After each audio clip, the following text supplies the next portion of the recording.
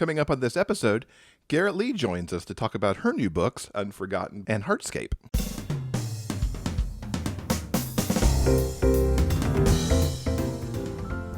Welcome to episode 288 of the Big Gay Fiction Podcast, the show for avid readers and passionate fans of gay romance fiction.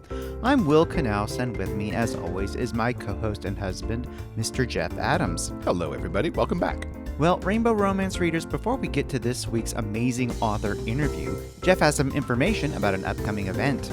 Yes, I am very excited this week to be hosting a live virtual event for Doylestown Books, which is located in Doylestown, Pennsylvania.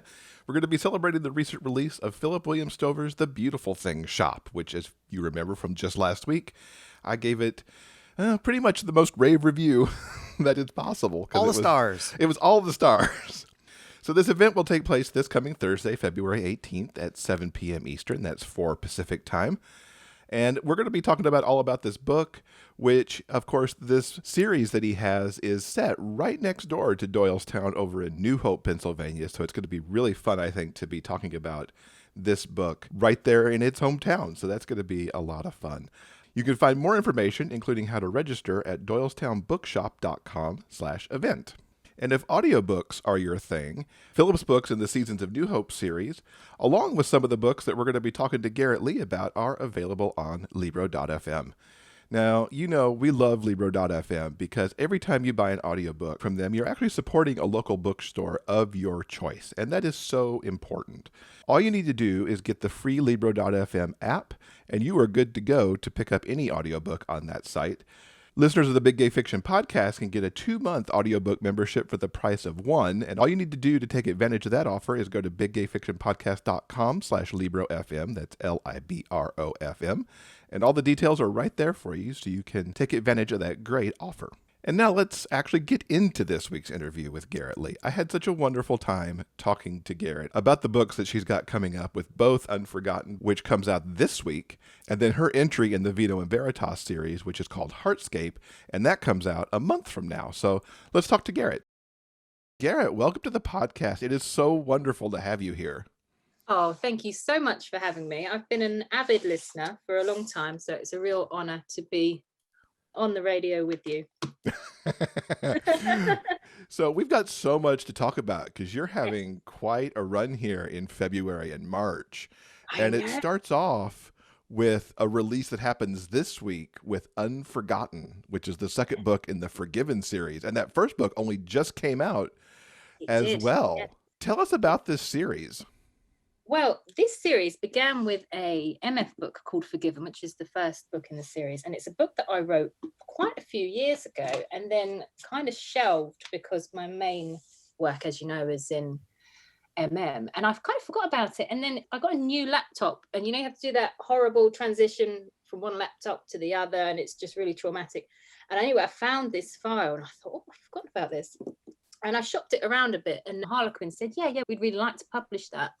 So they took it off me and they went through the edits, and then they came back to me and said, there's 2 brothers in this book who we'd really, really like to see you write in future books. And as it turned out, those 2 brothers, one of the female character's brother and then the male character's brother, actually fit really well together. And that's how we ended up with Gus and Billy in Unforgotten. That's really awesome. I like that Harlequin kind of took that lens on it, which they're doing so much. I mean, with the Karina and the Karina Adores books. Yeah, the editorial team they have at Karina is really passionate about diversifying their line, and it just happened to work out really well this time with what I had already in the bank and kind of on what we could create from what they wanted and what I already had. So it worked out really well. And Gus and Billy are just wonderful characters. I'm almost shocked that I didn't think to write their story in the first place. I'm quite disappointed in myself that it wasn't my idea. What was it like revisiting them after the time had passed from when you put them in that first book to, it was years. It was literally 4 years in between one book and the next with the writing. And actually, I think in the end, it worked out really well because I'd had all this time to not think about it. And then I was thinking about it. And perhaps I think if I jumped from one book into the other, it might have been a bit more rushed and the characters wouldn't have been quite as developed. Because I think even when you're not thinking about characters. They're still kind of percolating in the back of your mind somewhere. So they'd had all this time to develop. And Billy in particular, by the time I came back to him 4 years later, I had a much better idea of who he was and where I wanted him to go. So it kind of worked out in the end. I wouldn't always recommend it, because sometimes you come away from a book and you never think about it ever again. But this time it panned out quite well. What do you hope people take away from specifically, I guess, Unforgotten, but then kind of taking the series as a whole? Because I noticed that in this particular instance, not only are the two books available standalone, but then they've also already been essentially put into a duology as well.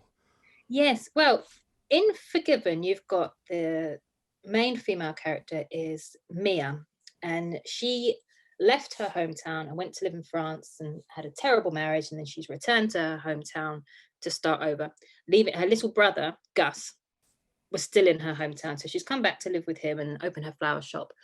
But unbeknownst to her, while she's been away, her high school sweetheart, I suppose you would say in America, has also returned to the hometown. And Luke left this hometown to join the Navy when they were 18. She never forgave him because he kind of left in the night. She never knew where he was going. It was awful. So that book kind of centers on them rebuilding their relationship and her forgiving him. And then in the background, you've always got that Luke didn't just leave Mia. He left Billy, his little brother, as well. So it's a parallel between what Mia had to forgive Luke for to what Billy has to forgive him for as well. And when Billy comes back, he ends up living with Gus. And then Gus is kind of this lovely, burly, gentle giant of a man. But underneath all that, everything that's gone on with Mia and Luke, with Luke and Billy, has hurt him as well. So it's really interesting to see how Billy's issues with forgiving Luke are very obvious, but with Gus, everything's a lot more subtle. And it was kind of exploring the same issues, but from very different points of view. And the series as a whole, I suppose, is more about, is more about family and those bonds that, however angry you may be with someone, that love is always still there. That's really lovely how these two bind together in that way. Yeah. Because you've got the sibling relationships are so strong between all of them, and kind of writing this romance into this deep family bond was quite complex, but it's really nice. It's really sweet. How much adjustment did you have to make in the first book to allow for that more binding together and creating the second one? Well, in the first book, Gus's relationship with his sister Mia is already very strong. He's a really, really lovely man, and she's quite fiery and a bit more sharp-edged, but their mother died when they were teenagers, so they're very close. They're all each other have, and it's really nice. So that relationship was already there, but the relationship between Billy and his brother was a lot more distant because they hadn't lived together or been in each other's lives for a long time. So developing that relationship on top of developing Billy's relationship with Gus was quite complex as well. It sounds like really satisfying work to go back and build that bridge and then do the additional book. It was a really, really nice experience. I did really enjoy it because Billy's quite a sharp-edged character as well. He's a little bit of a rascal.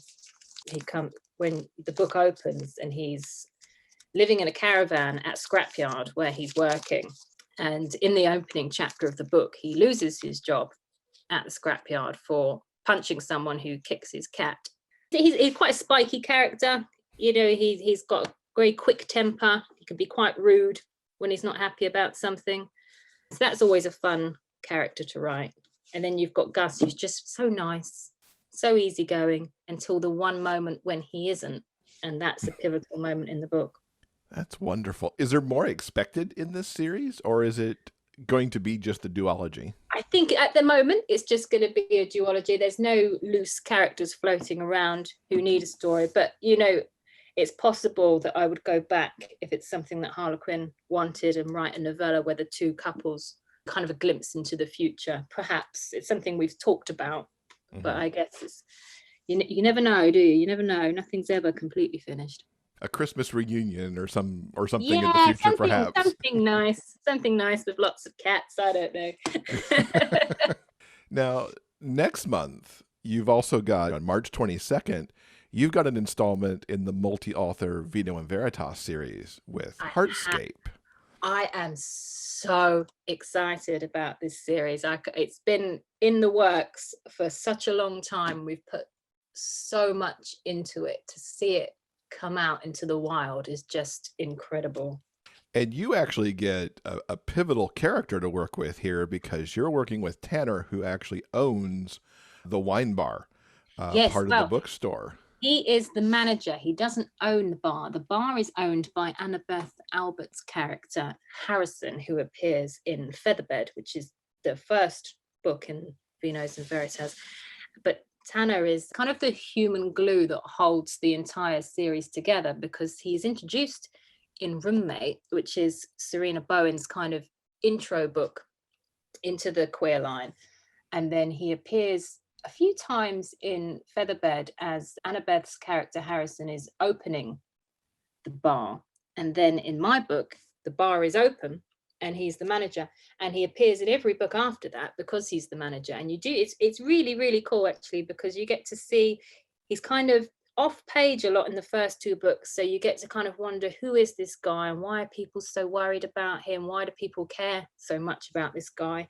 Then you meet him and you get to read his entire character arc, where you see everything that's happened to him before that makes him who he is. You get to see him fall in love. You get to see his brother relationship develop with his brother Gabriel.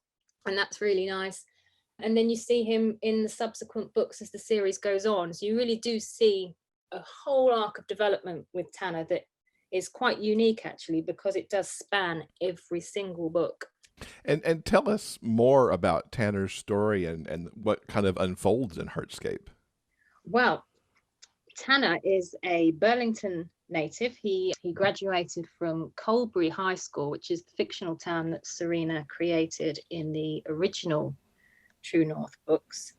But he left Burlington he has a brother called Gabriel, who is about 18 months younger than him. And it's often remarked in most of the books that they look so alike that they could be twins. And they're both these kind of dark-haired, dark eyes, bearded mountain men. And they're just lovely. But he leaves Burlington to work in mountain rescue in Alaska. And when he's there in Alaska, there's a couple of incidents on the mountains. They lose people in various accidents and stuff. And he decides, this isn't doing me any good, so I'm going to go home.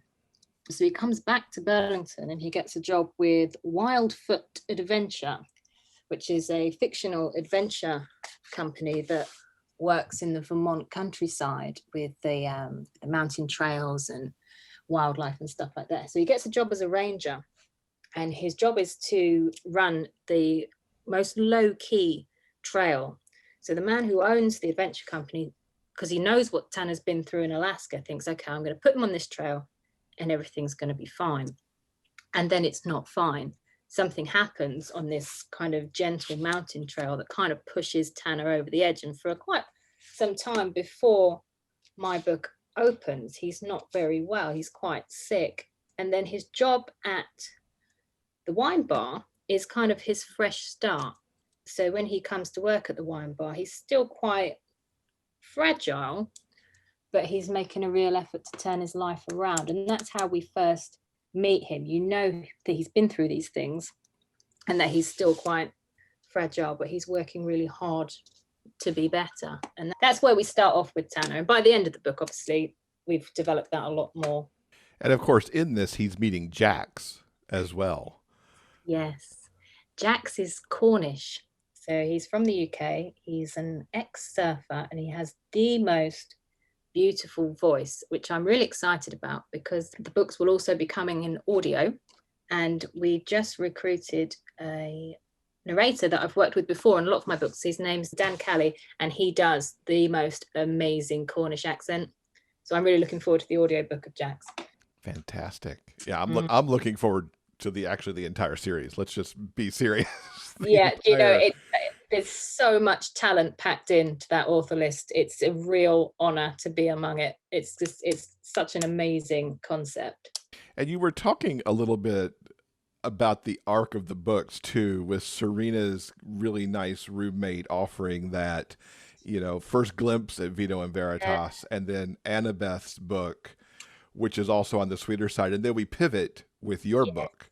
Yes, the original True North series was often like that. It had really gentle moments, but then it had moments that were really quite gritty, because I think the first book in the series was a couple who met on a farm, and it was all very lovely. And then the second book, there was a heroin addict and all kinds of things going on. So it was important, I think, particularly for Serena, to keep a variety of tones, I suppose, going throughout the series. So you don't get the same experience with every book. It's a very different experience with every book. And I think when Heartscape comes out, it's the first real kind of angsty moment in the series to kind of kick that off. And I was really, really excited to be the one to do that. When we talked to Serena in episode 281, talking about Roommate and the series, she mentioned that you and Annabeth Albert were two that she really spoke with a lot, creating Vino and Veritas to spin off from True North.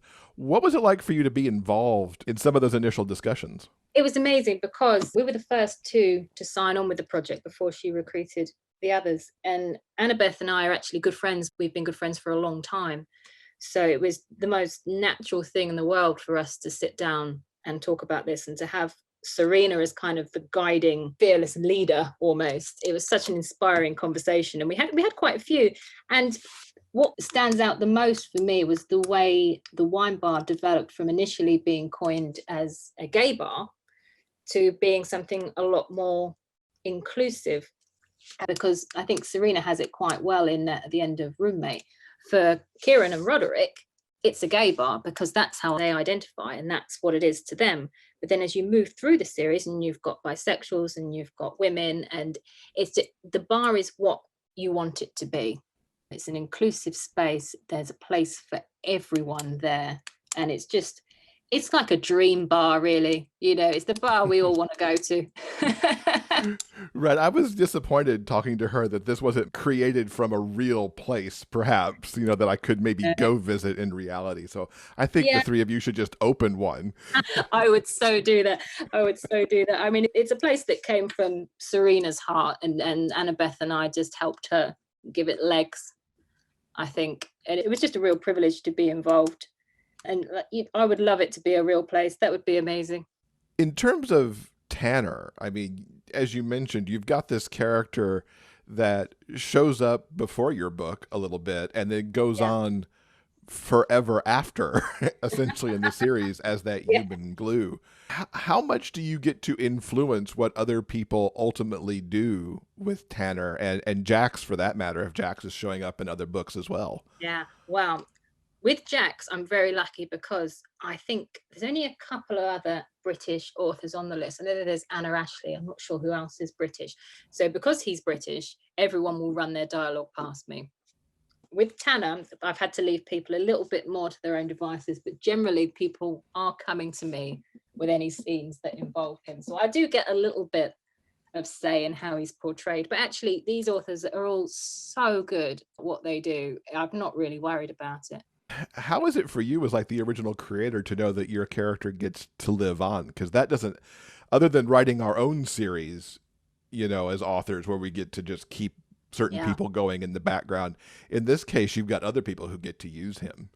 Oh, it's just amazing, because it's like the gift that keeps on giving, isn't it? And actually, because I'm not the one writing it, it's exciting for me because I get to find out what he's doing, and I haven't had to sit down and write it myself.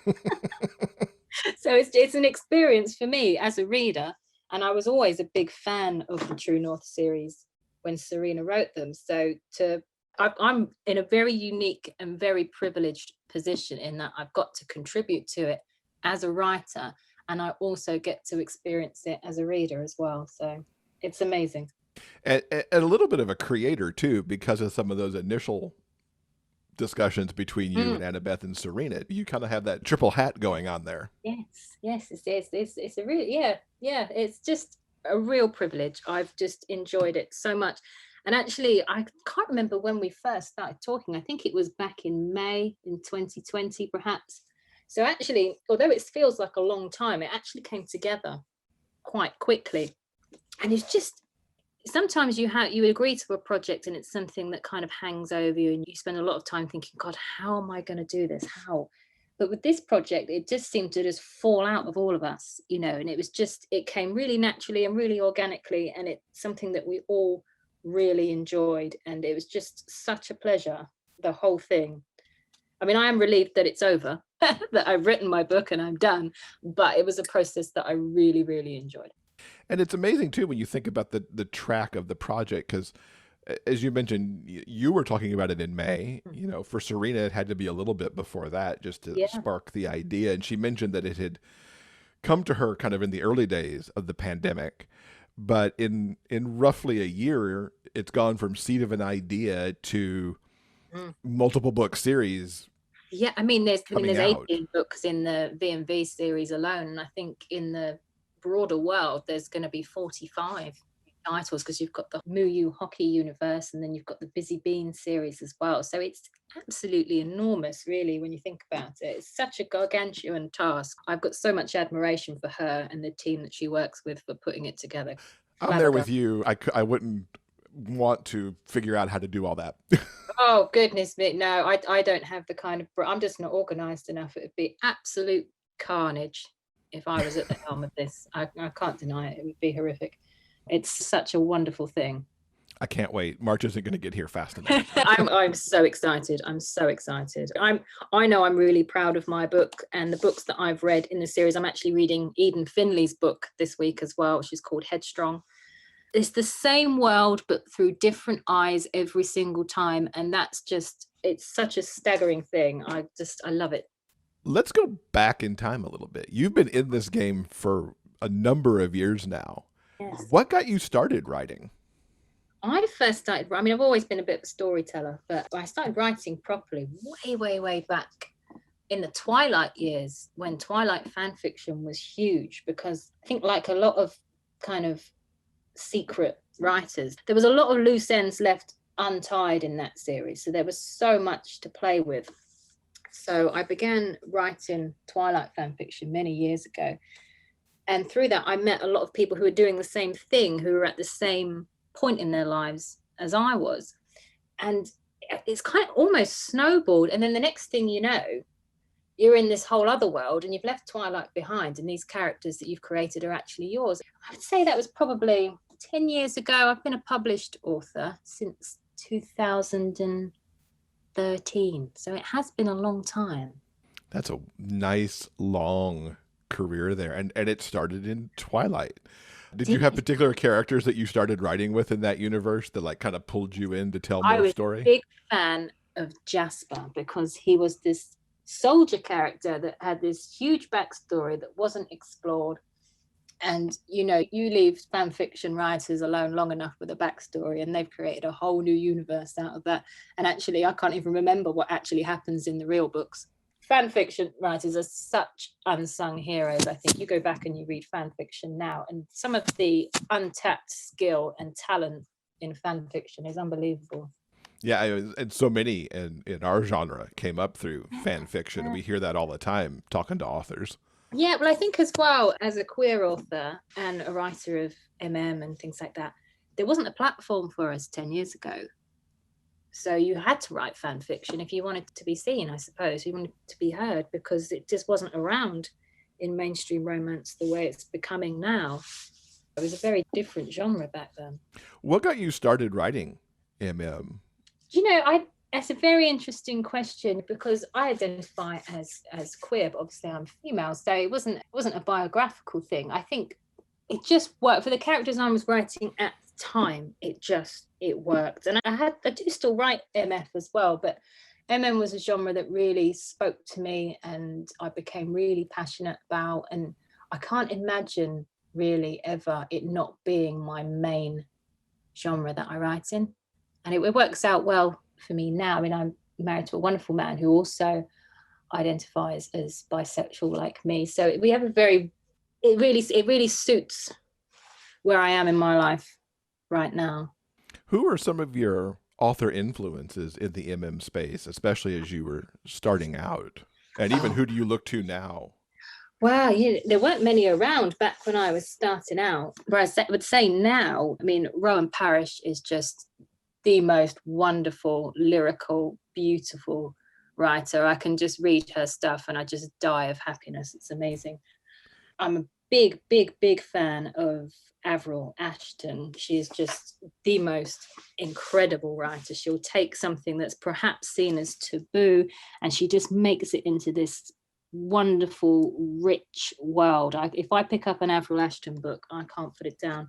I'm also an enormous fan of Riley Hart. I think the way she writes is incredibly beautiful. And I'd say those three. I mean, I've always been a big Serena Bowen fan, obviously, and I'm a massive Annabeth Albert fan, but I would say definitely Rowan Parrish is probably my number one. And then you've got Avril and Riley as well. But I think we're really blessed at the moment in our genre. There's such a huge, diverse range of work out there. I think there really is something for everyone at the moment. Yeah, I would say that is very true. If you want to read it, you can probably find it very easily in our diverse landscape right now. And frankly, there's too many good books to read. That's why we don't go out, really. Right. Even if we were not in pandemic times, it's like, I have a book to read right now. Yeah. In your writing, do you have favorite tropes that you like to work with? Oh, yes. Hurt Comfort is a huge, huge favorite of mine, as everyone would probably tell you as well. I like to take, like, a lot of my characters are disabled or they have mental health problems or something like that, because it's really important to me to show that people with these conditions, something like OCD or multiple sclerosis or something like that, that you can still have your happy ending, that romance doesn't cure anything. You don't have that magic pill when you fall in love with someone that makes everything else better, but you can have both. You can have your happy ending as well as living with some of these complex conditions. So that's a big thing of mine that I enjoy exploring. And I'm looking at the notes that I made from the questions you sent me yesterday, and I've realized that both Unforgotten and Heartscape both feature this kind of housemates to lovers trope. So that's obviously a favorite of mine as well. It seems to be in play quite a bit because, of course, you had Roommate, too, from Serena. And it's like there's this moment of housemates books happening. Yeah, just lock them in a flat and they'll sort it out themselves. Yeah, I mean, with Unforgotten, they live together from the beginning to the end of the book, whereas in Heartscape, Jax does actually move out, which contributes more to his character arc, because the relationship that Jax has come from, that he's left behind, it's important to him to live independently. So although he lives with Tanner for a while at the beginning through circumstance rather than anything else, he does actually strike out on his own. But I do like the housemates to lovers thing, because I think you don't really know someone until you live with them, do you? So true. Yeah. You kind of get to see all the good, bad, and the ugly there. It's a little bit forced proximity at times, but it's not quite the full snowed in. Yeah, it's not quite Stockholm syndrome, but right. As you're exploring some of those things like OCD or multiple sclerosis and things like that, that must just add to the writing time, because there's the research to do there and everything, because you want to capture those characters. Yeah, I mean, there's some conditions, like the very first book I wrote, well, one of the very first books that was published was a book called Only Love, and there's a character in that book, Jed, who has a disease called gastroparesis, and I had some direct experience of that, so that came a bit easier. And things like OCD and addiction and alcoholism are things that I've lived with either through myself or through family life and stuff like that. So that's not too complicated. It's when you do take a really complex disease, like I wrote a book called Dream quite a few years ago, and the character has, in the UK, it's called ME, or chronic fatigue syndrome. And that was a very interesting book to write, because even though I thought I knew what that illness was, by the time I finished writing the book, it was clear to me that when I'd started, I had no idea. So it can be really eye-opening sometimes, particularly if you reach out to readers and sensitivity readers and ask for their experiences. What you find out really does add a different dynamic to what you originally started with. These days, actually, I find I use sensitivity readers with almost every book, especially if I'm writing someone from, I wrote a Russian character in my Christmas book, Angels in the City. Even with Heartscape, although I felt I was quite well versed in PTSD, I still had a psychotherapist read it to make sure that representation of the medical care Tanner has at the end was accurate. And actually, even to the point where I had Annabeth read it, and then Karen Stivali read it, and then Serena read it as well. And then we got someone else in, completely new, fresh eyes, to make sure that no Britishisms had crept into any American dialogue, because it had been a long time since I'd last written a book set in America. So yeah, you can never have too many eyes, I don't think. I think that's very true. And I would imagine that each set of eyes that looks at it, depending on the notes, also just makes the story and the environment just that much richer with that added. Oh, absolutely. Absolutely. There was quite funny in some places with the wine bar is in a place called, I think, Church Street, which is Church Street Marketplace in Burlington, which is Serena's stomping ground. And then you've got Karen Stivali, who's also a New England native. So they both had different views of the same place. And then the editor that I used was Edie Danford, and she was from around there as well. So she, again, would add more to certain situations because she'd seen it in a different way. And that was really interesting to watch the three of them describe the same place in very different ways. That's awesome to have all three eyes kind of looking. Right, it was helpful because I've never been to Vermont in my life. So next time you're in the States, maybe you can go check out where Vino and Veritas is supposed to be. Oh yeah, for sure. It's on my bucket list, definitely. So we talked about tropes a little bit. In terms of like subgenres, is there a subgenre within romance that you would want to try out but quite haven't sunk your teeth into yet? You know, I wrote one wolf shifter book a couple of years ago called Fated Hearts because I'd become completely engrossed in a series that was written by Annabelle Jacobs. And I loved it so much that I had to write my own book. And then I had to go back to her and say, can you help me? Because I think I've messed it up. And, you know, she's just the most amazing wolf shifter writer. So she helped me a lot. And that's definitely a genre I would love to go back to. But it's one of those things you're like, am I good enough to play in that sandpit? Because it's such a diverse little subgenre with all the different ways you could write in there. And I was just like, wow. And I loved it so much I had to have a go, but I'm still to this day not sure if I pulled it off enough to go back. Interesting. So maybe more there from you in the future sometime. Yeah, maybe. I just need to work myself up to it, I think. What do you think the trademarks of a Garrett Leigh book are? Oh, wow. Definitely. I mean, most books are about character development, but my writing is very character focused. I mean, the location is obviously important and people's occupations and the plot and things that happen. But for me, I like to take a character from A to B at the end of the book and it be a real journey. That's really important to me. And I like to show the highs, but I really like to show the lows as well and what makes a person who they are.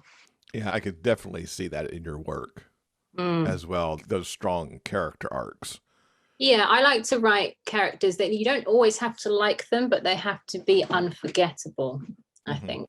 I want, even if someone doesn't like a book that I've written, I like it to be something they think about for a long time afterwards. What's a book you've been thinking about a lot recently that you might recommend to our viewers, kind of outside the V&V books that you've been reading along anyway?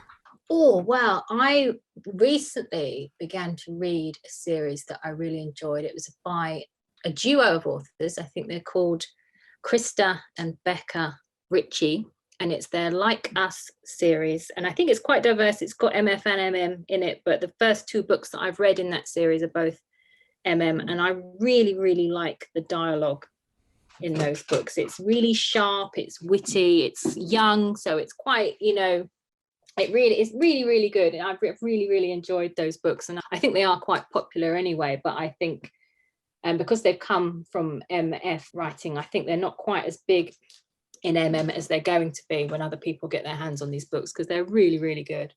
I will have to check those out because I have not heard of those. So thank you for adding to my TBR. I stumbled across them by accident, and I started, if I see a cover that I like, I will always have a look. I started to read this book, and it's got really strong characters and really the dialogue just totally hooked me. I mean, if I'm reading, especially with younger characters, the dialogue has to be really, really sharp, and they've really, really smashed it with these books. I really enjoyed them. Excellent. All right, going to Amazon as soon as we're done here to find that. Besides what you've got coming out right here, February and March with the Forgiven series and then Heartscape, what else can you tease us about coming up later this year? Wow. During lockdown, I accidentally wrote a book called Redemption, which came out last year. And it's about a young man who's come out of prison. And then I put it aside to concentrate on Heartscape for Serena. And the book came out, and then I decided in a moment of madness that I would write 2 other books to go with Redemption. They're called Deliverance and Salvation, and each book will feature 2 new couples. And I'm hoping, if everything goes according to plan, that Deliverance will come out possibly in May, and then just before the summer kicks off, so probably the beginning of July, hopefully Salvation should come out too. So that's what I've got planned for the summer. And then in the winter, I do have a brand new series percolating that's probably going to be set in a fictional town right at the bottom of Cornwall. But that's all very much pie in the sky at the moment. I like how you said that you accidentally wrote a book. Well, it wasn't on my list. It wasn't on my schedule. And it just kind of just popped into my brain. And it was right at the beginning of lockdown when everyone was locked in their houses. The children were at home. So I was doing my best to ignore them and pretend they weren't there. And luckily, because the weather was nice, my husband spent the entire of that lockdown in the gardening. So I had all this time to myself. So I kind of locked myself in my room and wrote this book, Redemption. And it was one of those books that just came really well, really fast. And it was just a really, really easy experience to write this book, and people seemed to like it. And I always knew there was more to it, but because I got swept up in the V&V series, I'd kind of forgotten about it. So once I was done with that, I came back to it. And so that's what I'm working on right now. And do we get the usual wonderful Garrett Leigh Christmas story come December as well? I hope so. I have started thinking about that, because for me, because I'm an artist, my cover art tends to come before the book. So I've started looking for a bloke that speaks to me. So we shall see. All right. Christmas books don't come easy to me, because there's a certain beats you have to hit with a Christmas book that aren't always natural Garrett Leigh books, because Christmas books are so nice and so pleasant that I have to work really hard to be that nice for that long. Yet they always turn out so wonderfully. Well, you should know that I just about died writing each and every one. But I'm always really pleased with them at the end. I really liked them. I was really fond of Jonah and Sasha from this year. I enjoyed them a lot. And how can everyone keep up with you online so they can kind of keep track of all these things as they get ready to come out? Well, I'm generally everywhere because I have teenage children, so I have to be everywhere to make sure they're not up to no good. So I am easily found on Instagram, Twitter, and Facebook. And recently this year, because I have a 13-year-old, I'm also on TikTok. I don't know how to use it, but I'm there. I'm there just pressing buttons and hoping for the best. So we're not going to have a dance video of you at some point on TikTok? Goodness me. Only if I wanted to give you all nightmares. Garrett, it has been so wonderful to talk to you. Thank you so much for coming to hang out with us. Thank you for having me. I've had a lovely time. This episode's author interview transcript has been brought to you by our community on Patreon. If you'd like to read the interview for yourself, simply head on over to the show notes page for this episode at biggayfictionpodcast.com. And don't forget, the show notes page also has links to everything that we've talked about in this episode. I loved talking to Garrett about the different ways that these books actually happened for her. You know, everything from Harlequin suggesting to create Unforgotten because of the brothers that appeared in Forgiven, or working with Serena and Annabeth Albert on the Vino Veritas series, or even deciding in that moment of, as she put it, madness, to do another 2 books as sequels to Redemption. It was very interesting to get that kind of look at her process of approaching story. Yeah, very much looking to those upcoming books. All right, everyone, I think that's going to do it for now. Coming up next Monday on episode 289, authors from the Magic Emporium universe will be here. So if you missed the live event we had in January as this series launched, now is your chance to hear all about the Magic Emporium universe as we talk to series creator Megan Maslow as well as authors Kim Fielding, Elliot Grayson, Jackie James, and Reese Lawless about the new series. Thank you so much for listening. Until next time, please stay strong, be safe, and above all else, keep turning those pages and keep reading. Big Gay Fiction Podcast is part of the Frolic Podcast Network. You can find more shows you'll love at frolic.media/podcasts. Our original theme music is composed by Daryl Banner.